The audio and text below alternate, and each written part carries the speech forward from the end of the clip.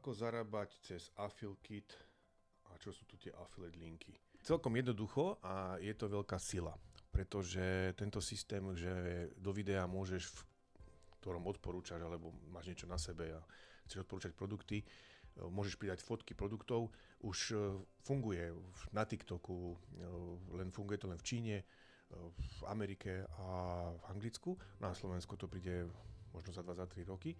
Len nevýhoda TikToku je tá vec, že ty scrolluješ, nevieš si presne vybrať tému, ktoré videá chceš ty pozerať. Takže preto to je lepšie mať v AffiliKite, lebo tam si to vieš vygenerovať podľa kategórií. No a ako to funguje? Jednoducho to funguje, to znamená, nahráš video, dáš si ho na AffiliKit, k videu si priložíš názov obrázku, fotku a tzv. Affiliate linku.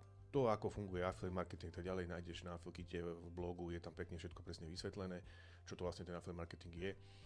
Je to jednoducho, poviem, každý, kto príde na vaše video a pozrie si tieto produkty, klikne na obrázok na produkt a keď prejde do toho e-shopu a nakúpi, tak ty máš partnerskú províziu z predaja. Takže výhoda je aj v tom, že celkovo ty môžeš zarábať, aj keď nemáš spolupráce.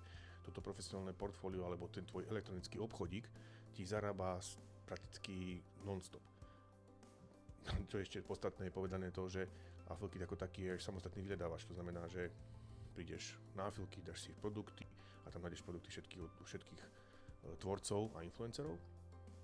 No to znamená, že aj samotný AffiliKit ti prináša prekliky, to je jedna vec. A druhá vec, celý ten tvoj obchodík elektronicky sa indexuje v Google, všade tady na internete, takže čím viacej videí máš a z produktov, tak tým viacej možností, že tým časom sa ti tam nazbiera veľká návštevnosť a veľa preklikov a samozrejme veľká provízie, viacej provízií.